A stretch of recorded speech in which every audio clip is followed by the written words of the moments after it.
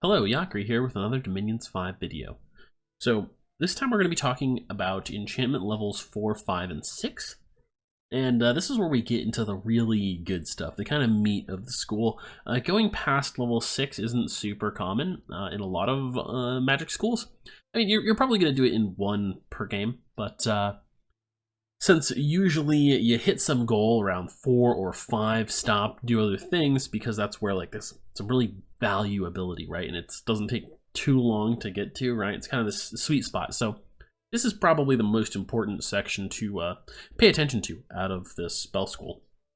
So we've got Terracotta Army. It's starting off level 4. This is pretty okay, actually. Like, the soldiers you get are kind of shit, but for 10 fire gems, it's not too bad. Fire gems doesn't have a lot of great like summoning things, and 1 per gem is pretty good. In particular, of course, if you have high fire, if you've got like fire 4, maybe you're playing Abyssia or something, you can get these quite a few of these guys since it's 2 extra per caster level.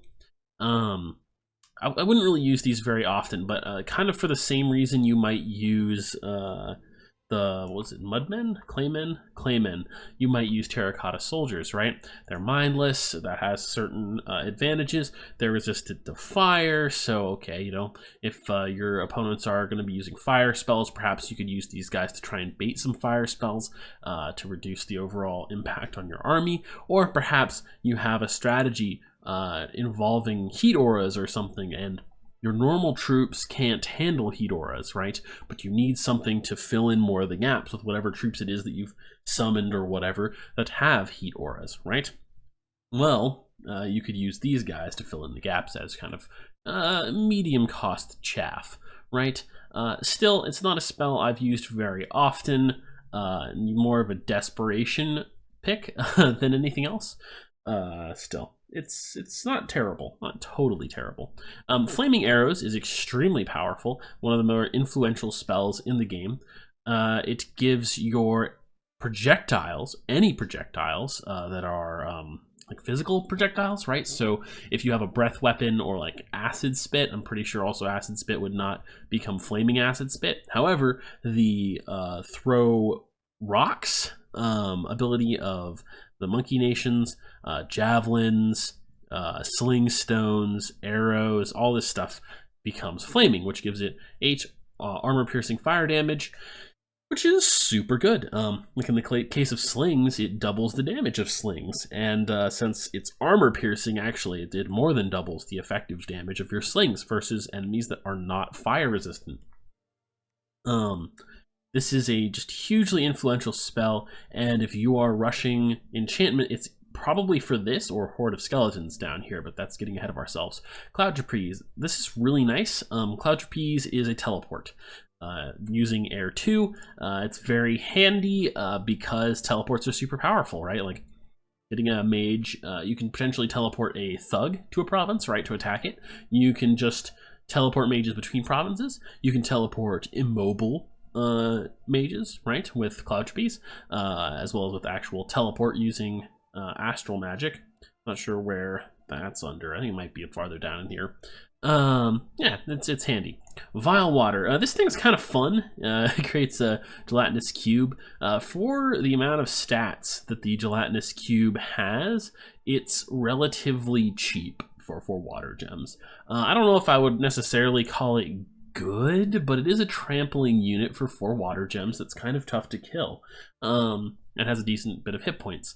It's not going to be very effective versus more elite armies, but if you're like just running over human-sized chaff, it's okay. Astral Healing is pretty bad, as are most healing spells. However, it's battlefield-wide, making it better than a lot of other healing abilities, and perhaps something you could script last in a caster's actions. Possibly if you could set up set it up so that you're casting a bunch of spells that have over 100% speed, right?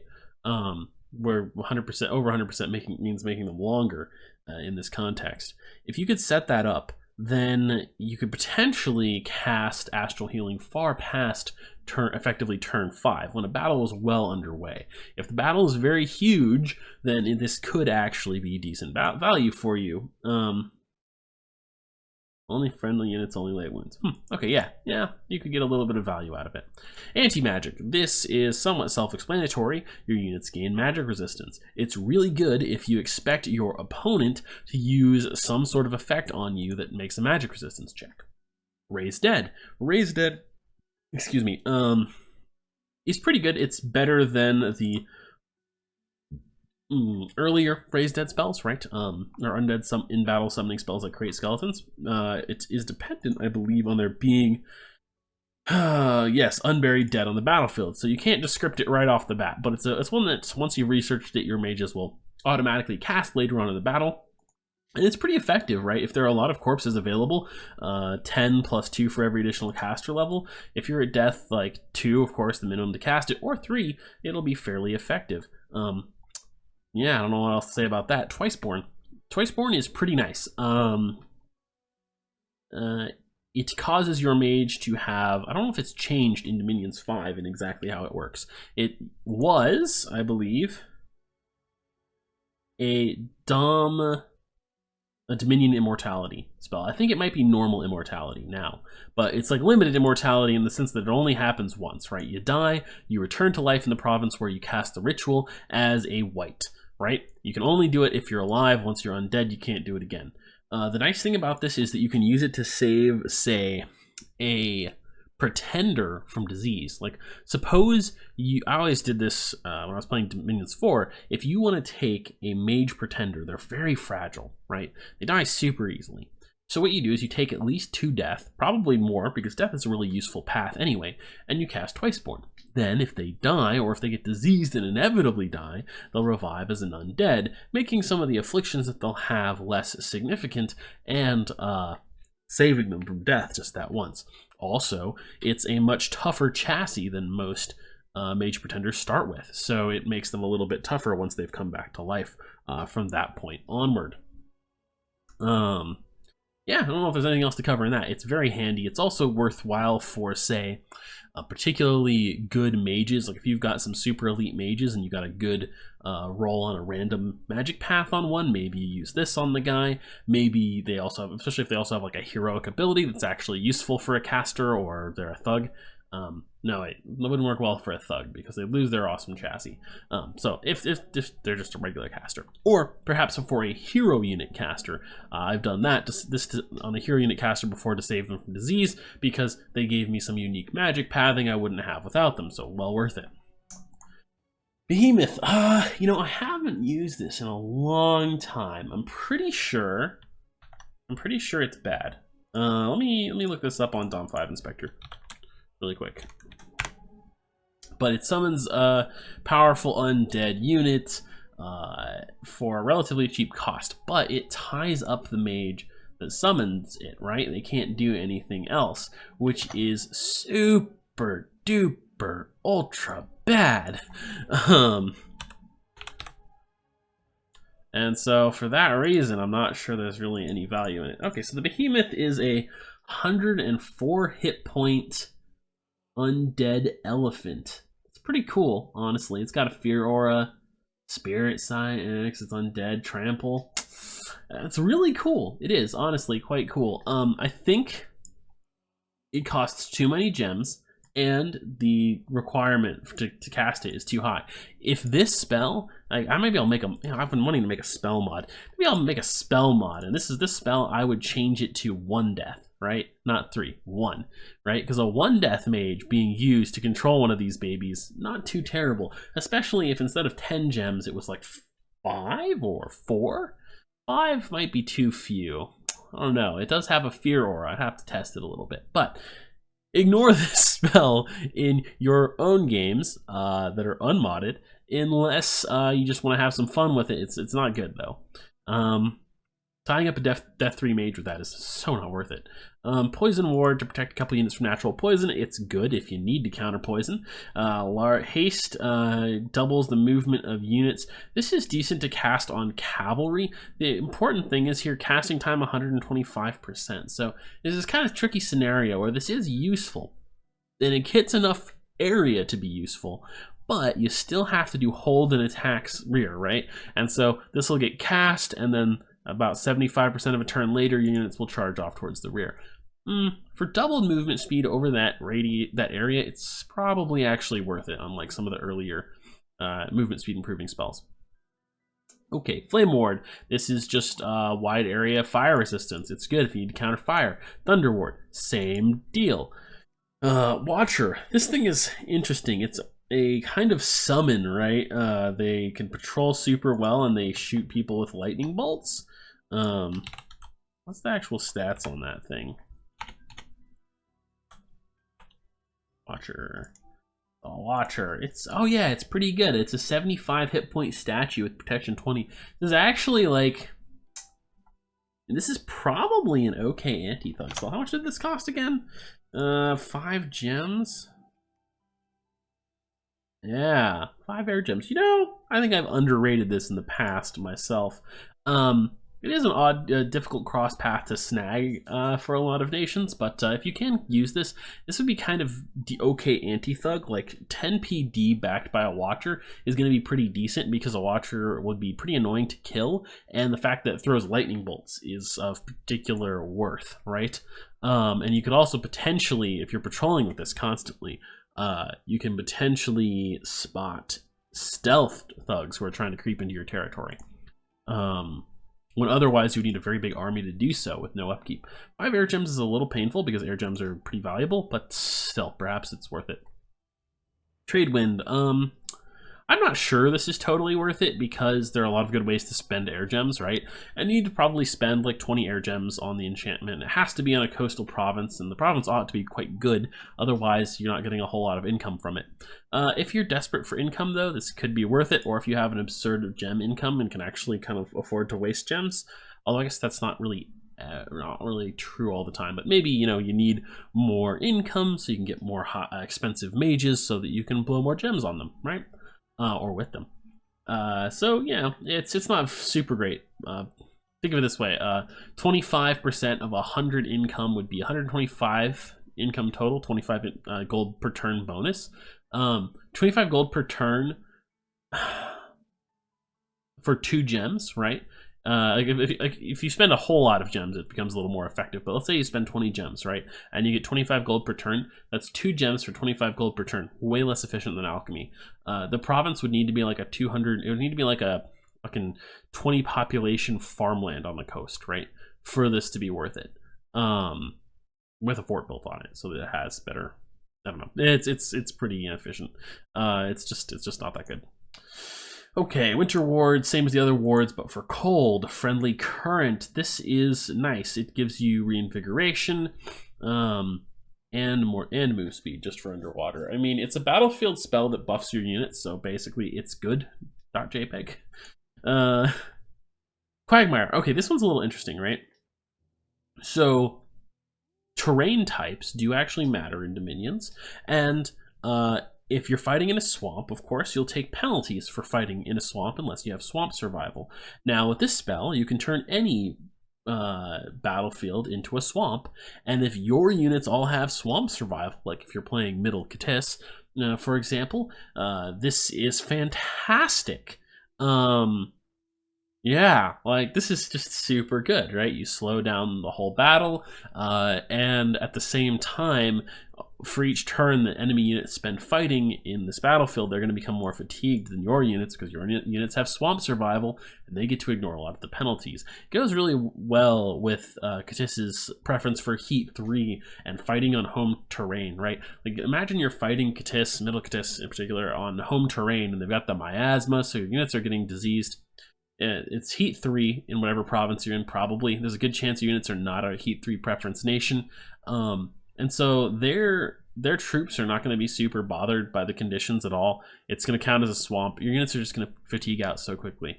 Another thing I should mention is that it's a good combination with Foul Vapors for slowing down the whole battlefield, which we'll talk about a little bit further down. And that also works really well for Cadiz. Okay, so Gargoyles. I want to say Gargoyles are not good. Let's double check Gargoyles. All right, so Gargoyles, yeah, wow, they're actually worse than I thought. I mean, they're flying units, which is neat. But and they have 20 protection, which is neat. But they only have 12 hit points. So I want to say it's not super useful. Like 12 hit point units don't heal naturally. These aren't going to get you super far. I will say of them that all flying units have gotten more valuable in Dominions 5 because of attack rear, but with the changes to make it not like a insta snipe on the very rearmost enemy unit, I don't know. It's a bit gem expensive.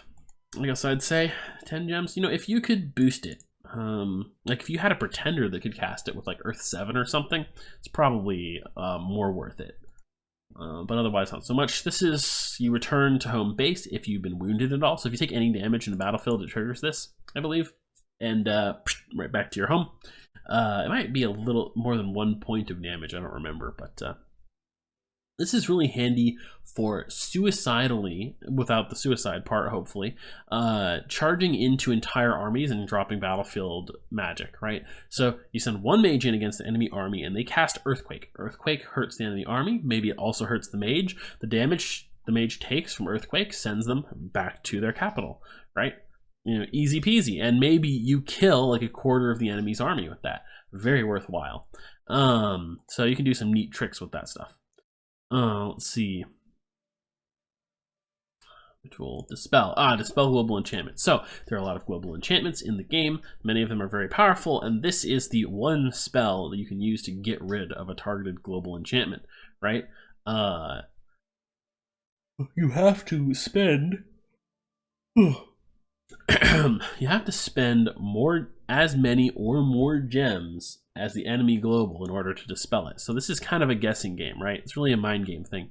Did they spend the minimum number of gems, or did they spend the maximum number of gems? And if they did spend as many gems as they possibly could, how many was that, right? And the number that matters is the number past the base cost. So this is 30 cost, right? Let's say you put 70 astral pearls into the ritual in addition to the base cost. So that's like 70, let's call it dispel power.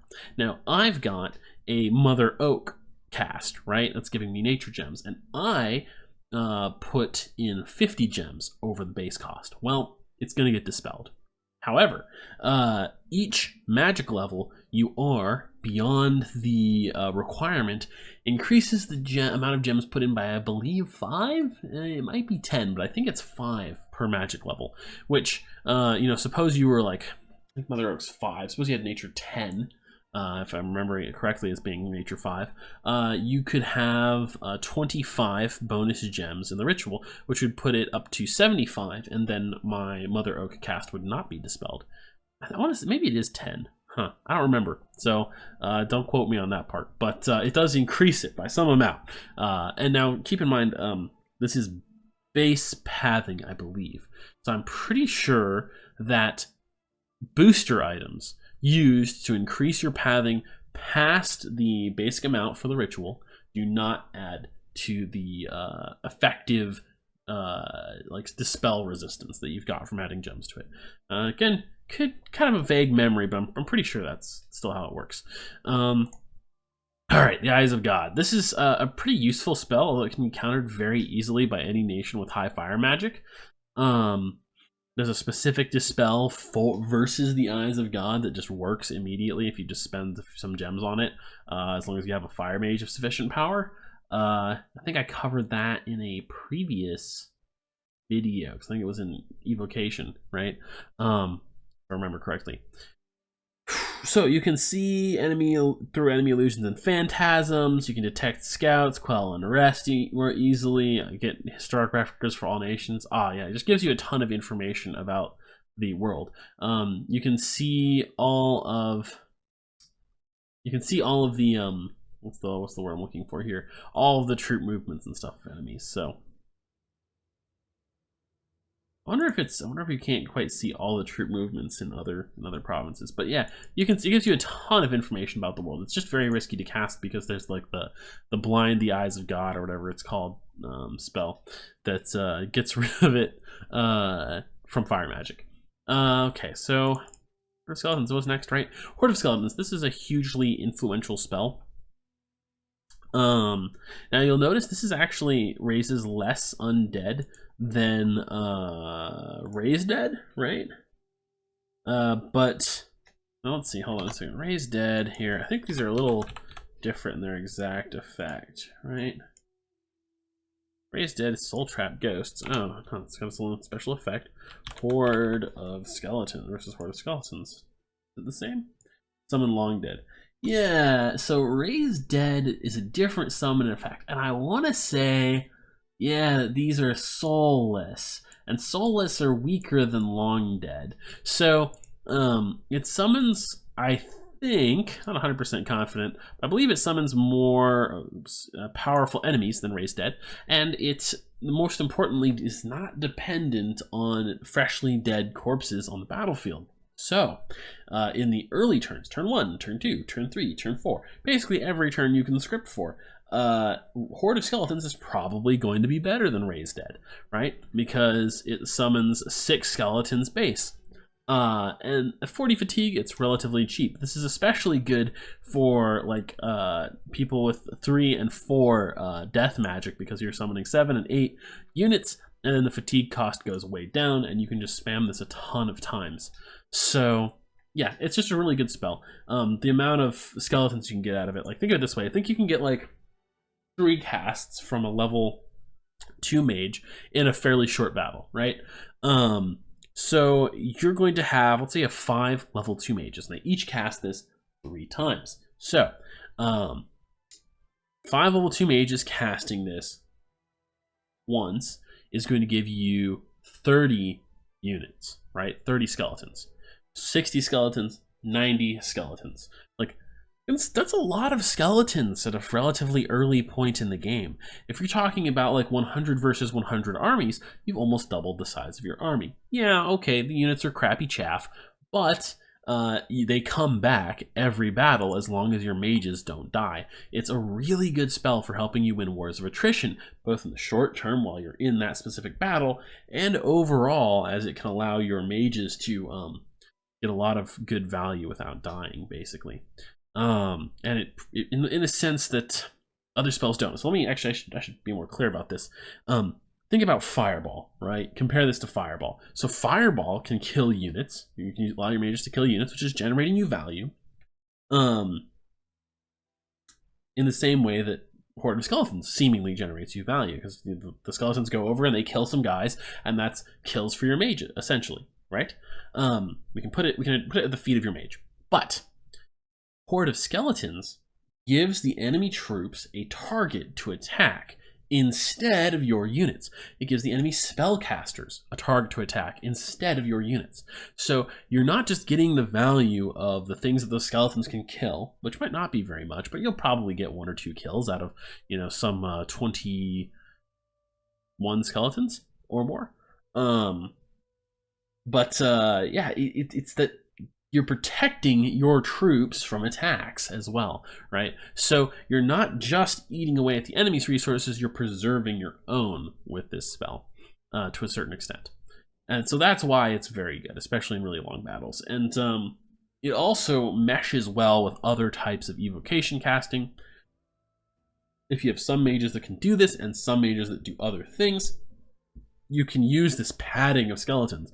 Like, let's say the enemy troops are really elite, they don't fatigue out easily, and they're going to kill through, like they're sacreds perhaps, they're going to kill through just wave after wave of skeletons, no problem, and eventually get to your mages.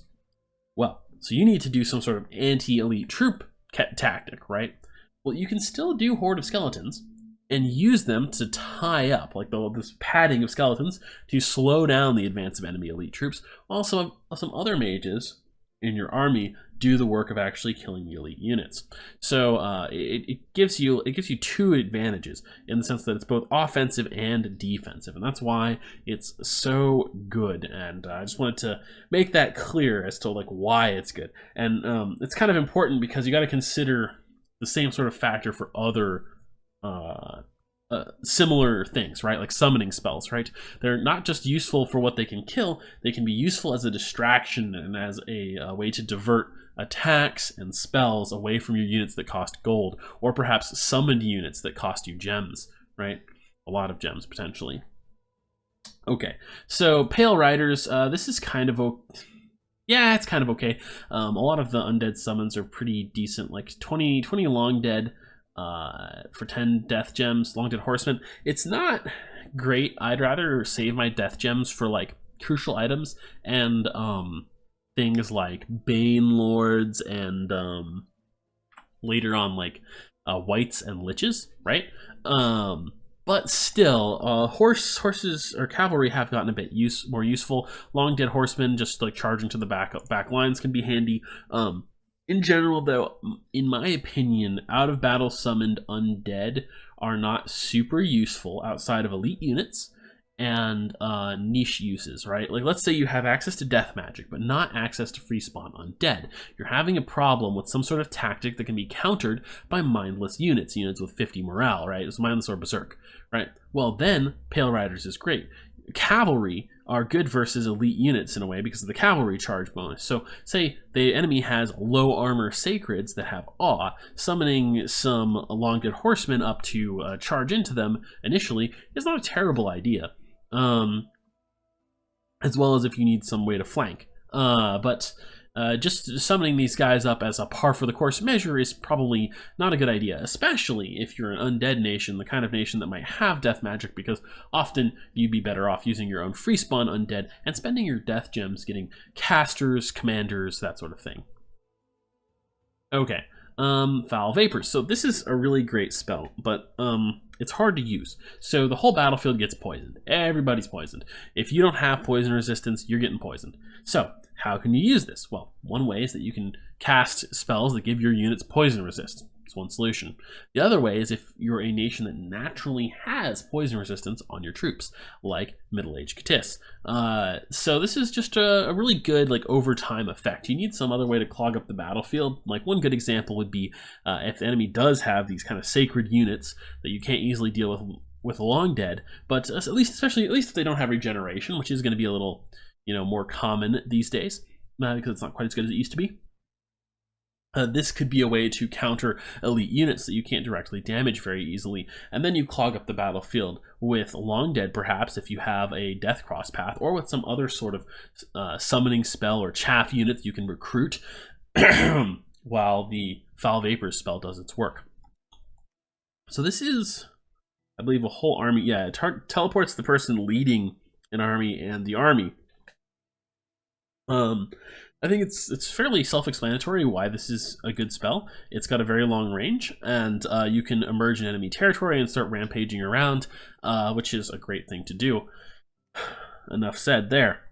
Heat from Hell. Wait, where am I at? This is level 6? Yeah, okay. So, yeah, so this is, what is it, fatigue damage? I think it starts dealing fatigue damage to everyone on the battlefield, unless you have heat resistance. This is a great spell for nations like Abyssia if you're going up against nations that don't have heat resistance, right? I believe there's a similar, this might be it right here. Is it Grip of Winter? Yeah, Grip of Winter is the cold version of the same spell. These are really effective spells. Excuse me. These are really effective spells if you're in your own kind of environment, if you're in your element as a fire or cold nation, and you have access to them. This is, oh, interesting. Fortress is surrounded by a ring of flames. Huh. What does this do? This probably stops people from entering your fortress as long as it's up, unless they're flying. Interesting. Huh. I'm not sure, actually, exactly what that does. Maybe it burns people going into your fortress? Not sure. Internal Pyre. Oh, yes, this is one of the gem generator enchantments. Does it say exactly how many? 20 magical fire gems, yeah, each month. These are all really good, basically, right? Like, I mean, it takes, 4 months for it to recoup its cost if you cast it baseline. You probably shouldn't quite cast it baseline, but If you can hold on to this enchantment, if you don't think anyone can contest it from you, especially if you've got, say, like a Fire 9 Pretender or something, which is probably a bit more unlikely these days than it used to be, but you might, and you can put in like 20 gems to it, and you think no one will contest it, this is super good, right? Because, I mean, 20 gems per turn adds up pretty quick. After 10 turns, you'll have profited 100 gems if you put 20 gems into it initially. So yeah, it's very good. Generally with these kind of spells, if you do get them, you often want to rush them, right? And so, because obviously getting this around turn 30 in a game that lasts 60 turns is a lot more useful than getting it around turn 50, right? Yeah. Arrow Fend. This is a really crucial spell. It kind of like has a significant impact on the overall game balance of the game, right? In that air nations can do this, right? They protect their units from arrows battlefield wide, but they can still use archers. It's a really, really powerful spell. It gives you air shield 80, so 80% chance to negate projectiles. It's just so good. It especially in the middle and late ages, right, when you have crossbows and heavier armored units that are mostly resistant to things that aren't crossbows. It's a very influential spell, and a lot of the time you have to like consider your strategy, right? Like if you're rushing flaming arrows, right, and you're going up against an air nation, you have to know that eventually they're going to get hit level 6, right? It's later than flaming arrow, so you've got a window of opportunity, but they're going to hit level 6 and they're going to get arrow fend, right? And your whole strategy is just fucked, right? And you're going to have to do something else. So keep that in mind. And for nations where, you know, archers or crossbowmen are a big national strength, like be wary of who you can fight and when. For example, it might be a good idea to fight an air nation earlier on in the game. Get rid of them and make sure that you're going to be able to continue using that national strength of good ranged units throughout the game. It can also be worth picking up a pretender with air magic just to cast arrow fend if archers are a national weakness of yours. So this is one of the many spells, or I guess not many, but several different enchantments you could use to stop spells from targeting provinces. I don't know if there's much else to say besides that. It's very notable for that reason, because there's not a lot of ways you can do anything about spells targeting your provinces, and you don't get access to things that stop spells from targeting your provinces until very late in the game. But let's see, Water Ward makes them difficult to hit in combat. I wonder if that's a defense buff. I think it is. I'm not really familiar with a lot of these underwater spells still, because I don't play underwater nations. No one really does too much. Perhaps I should make a point of it, since I've been playing Dominions games for a couple of 3-4 years now. So it's been quite a while, actually, and I still have no idea what the fuck goes on underwater, really. Hidden in Snow. Oh yeah, so there are these couple. There's like a sand version of this as well, right? I think this is one of the ones that's more useful, Hidden in Snow, right? Partly because it uses water gems, partly because of the promise of mages if you have fortune or magic scales. These are kind of great summoning spells. It summons like this whole army. Hidden. Can I get more information on this? Yeah. Okay, so yeah, Hidden in X. Hidden in Blank, I guess I should call them. You get different types of mages. Oh yeah, these are super good. So, you get all these undead, right? You get you get a lord, some warriors, which are, warriors are commander too. So you get a leader unit, a type of warrior unit, a bunch of chaff units, and maybe a mage or two. I don't know how many. It doesn't say exactly how many you get. I can't remember what the testing on this spell showed, but I believe it's fairly decent. And the really neat thing is the mages have like a crazy cross path, right? Where they've got a 50% chance of death, 50% chance of death twice over, water 3 times over, and earth 3 times over. So like theoretically, I believe you could roll a death 3, water 3, earth 3 mage out of this. It's not really going to happen, but theoretically, sure, it could happen. And it's pretty good, right? It's good for getting that magic diversity. If you have, like, what is the base requirement for this? Water and death, right? If you have water and death, this can get you earth magic, which is pretty cool. It could also potentially get you a higher level of death magic than you have currently. There are 2 other spells. Oh yes, they're right here.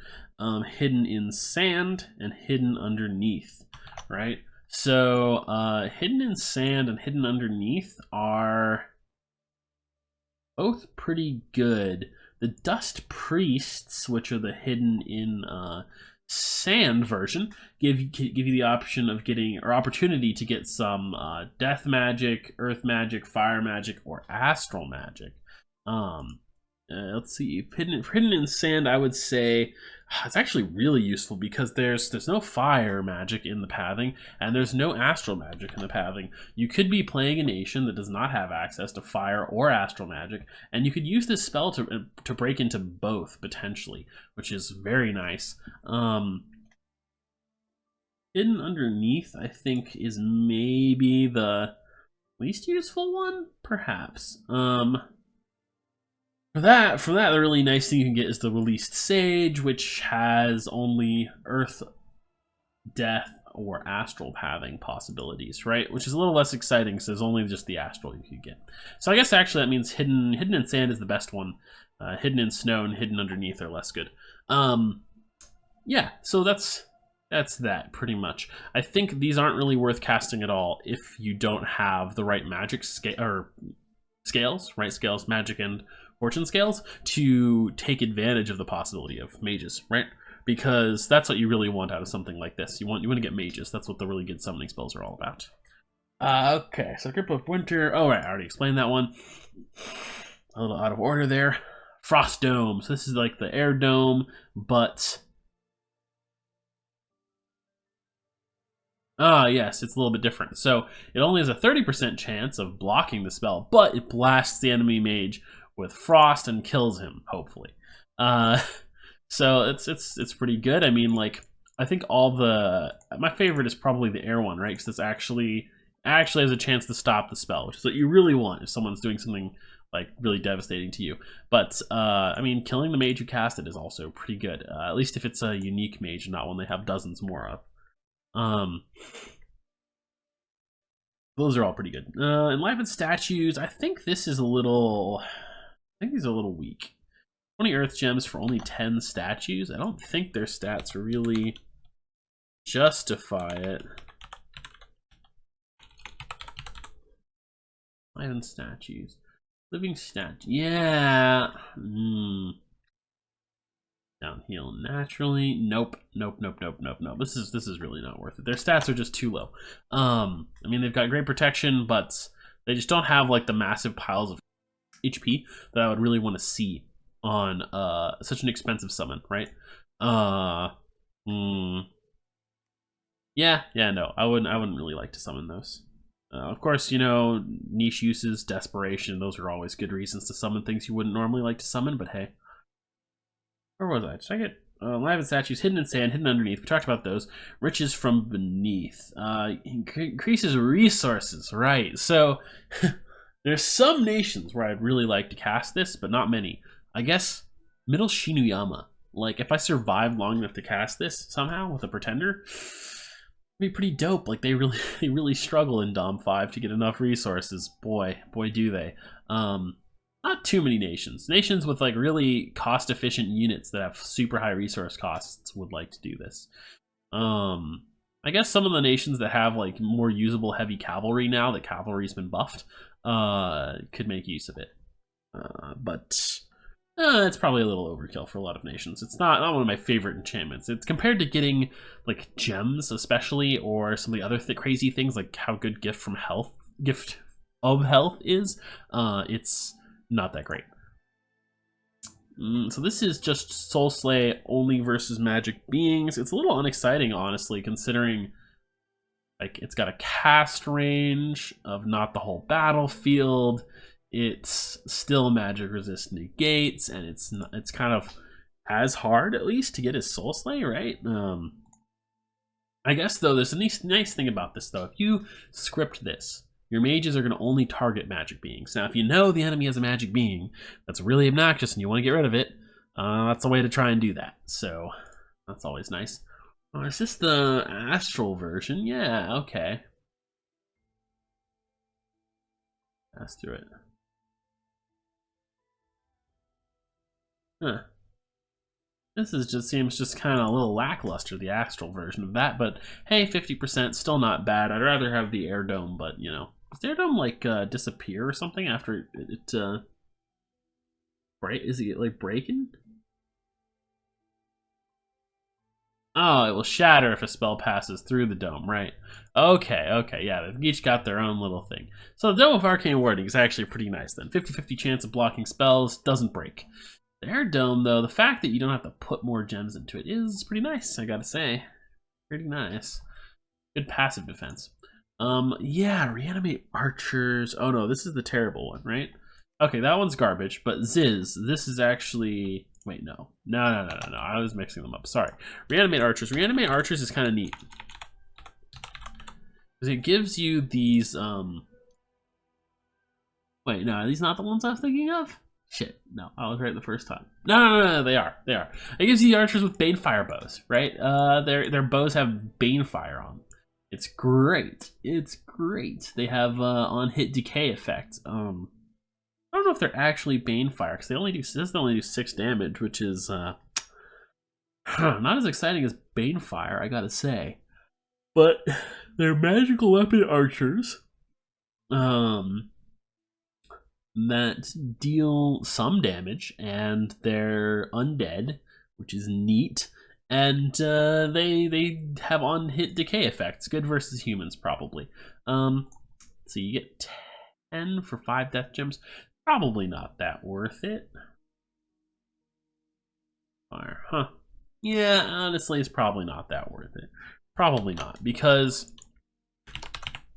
ultimately they're not actually doing that much damage, right? With their arrows. I mean, it's only 10 archers. Decay takes a while to kill units that it hits. They're relatively low damage archers. They just have, like, I think, short bows. Yeah, if it's scaled, I'd be a lot more excited about it, because you could pump up your death magic, and maybe you could get 15 archers for 5 gems, or 20 archers for 5 death gems. That would be very good, even if they were normal archers. But I think like the return on investment is a little bit too low. Now Ziz, I'm actually kind of inclined to say it's good. It's 5 death gems, and you get like a big fat flying sack of HP. Now here's the kicker though, right? Okay, well actually there's a couple kickers. This is very good actually. I think I've underrated this in the past myself. Probably should have used this in the game by now, but I haven't. So Ziz has 78 hit points, which is pretty good. Only 5 protection, so it's going to go through those hit points pretty fast, unfortunately, but such is life. The nice thing here is that it has a cold aura and a fear aura, right? Those two, and it has fly and storm, right? So those things together are really nice. It means that you're always going to be able to use a few of these to flank enemy armies. Flanking with these is going to be kind of devastating, especially when you stack them up because of the fear auras. And also, for the same reason, because of the cold auras. Now, probably what I would want to do is buff them in some way, like if you had access to death, air, and earth magic. Is there a nation that gets that? I think there is. Perhaps buff them with iron skin, anything to raise their base protection, really. Maybe mix some astral in there, or maybe fog warriors, something to make them a little bit tougher, because they're actually, despite having high HP, going to go down kind of fast due to that low protection, and they're size 6, so they're going to get surrounded really effectively. But otherwise, yeah, attack, rear, and I'd be very happy to pay 5 death gems for something with both cold and fear aura and a decent amount of hit points. Let's see. Rigor Mortis is nice if you have an undead army. The thing is that it can hurt your own units, so you need to have an army that doesn't care in some way. Either because, I don't know, your army is just a crappy sack of HP between your mages and the enemy army, or because your army are undead and this doesn't affect them. This causes increased encumbrance, I believe. And maybe slower movement, but definitely increased encumbrance, so the enemy units will fatigue out. Relief is nice. I think it's reinvigoration 1 for all friendly units. Which is just super good, really, like, especially now in Dom 5 with the passive reinvigoration 1 on the battlefield. It means that you can kind of ameliorate quite a bit of heavy troops exhaustion, right? Really push back the number of turns it's going to take before your units start getting big fatigue penalties. And the really key thing there is that if enemy troops start getting their like 50% fatigue penalties or 50-point fatigue penalties a couple turns, like 1 or 2 turns before your troops do, then you're going to get a huge advantage where your troops are just cleaving right through them while still having their own defenses intact. And finally, we've got Forest Dome, right? It just lasts forever. It can block unlimited numbers of spells as long as they're not fire spells. Kind of neat, actually. It's one of these things where it kind of depends on who it is that's targeting you. And if it's a nation that doesn't have fire magic, hell, put up Forest Dome and, laugh. I mean, it's only 30% of the spells that it catches, but only 10 nature gems and lasting indefinitely does make it very efficient. If they're spamming spells at you, they're going to start to run out of gems a lot faster than you will have from spending just 10 gems on Forest Dome, right? As they lose more and more spells to the protection. And you can protect more provinces more easily. All right, so this covers 4, 5, and 6. Levels 4, 5, and 6 of Enchantment. Definitely took a lot more effort than the first couple levels. I think that Enchantment is one of perhaps my favorite spell schools. There are a lot of good spells in here. It has a lot more good summons than per capita than Conjuration does. Obviously, Conjuration has far more summoning spells than Enchantment, and perhaps more good summoning spells in a finite number because it has so many. But Enchantment just has like a small number of quite good summons, and shittier ones are for the most part not as shitty as a lot of the ones that show up in Conjuration. It's got a lot of cool ritual spells and a lot of key battlefield, not a lot of key battlefield spells, but I guess like a couple really noteworthy battlefield spells are in Enchantment. And most of them fall between levels 4 and 6 of Research. In particular, Research 4 and Research 5 are like key goals for a lot of nations because they either want flaming arrows, horde of skeletons, or both. So I think that covers everything. I can't remember. I want to say there might be a note I was meaning to make that I've forgotten about from my previous video. Okay. Oh, fire. Someone brought up Fire Shield again because I was like, Fire Shield's terrible. So yeah, the caveat with Fire Shield is that it is terrible against most of the units in the game, because most of the units in the game have length 2 to 4 weapons. Most of the units in the game have about 10 or better protection, right? And even units with length 4 weapons and 6 protection, not going to be too heavily affected by Fire Shield. However, there are units in the game with length 0 weapons that just use their fists. Not a lot of them, but they exist, like Maenads. There are units in the game that have 0 protection. There are units in the game that have length 0 weapons and 0 protection. There are units in the game that have fire weakness, right? Now, if you're getting attacked by units with one of those weaknesses that makes them prone to Fire Shield, right? Like Long Dead that often have not length 0 weapons, but length shorter than 4 weapons, and 0 protection and low hit points. It's exactly the kind of unit you want to use Fire Shield against. Now, if you're fighting units that have been buffed with Bark Skin, great time to use Fire Shield, because if they get hit with even 1 point of damage, they'll catch on fire and slowly burn to death. Not to mention the amplification of the damage you deal with Fire Shield, which is fantastic. If you're fighting any units that have 0 protection, it's going to chip away at them fairly effectively. And if you're fighting units that have a combination of low protection and low reach weapons, right, of 0 to 2 reach and 0 to 6 protection, then Fire Shield can be effective. The problem is that a lot of nations have militia or other things that have 8 protection, 10 protection, and a spear that's 3 or so, right? And versus that kind of thing, it's going to do fairly minimal damage. And versus actual good infantry that have a length 3 weapon and 12 protection or better, it's going to be very inefficient. Of course, it also, I believe, depends on your magic scaling. If you can get a fire shield of power 12 on your unit, by all means, like, go nuts, right? That's gonna just obliterate people. Yeah. So that's like the caveat to that. It's just that there are a ton of situations where I wouldn't use fire shield. However, there are also a decent number of niches where you can be bothered to cast it. So thank you all for watching. Yakri.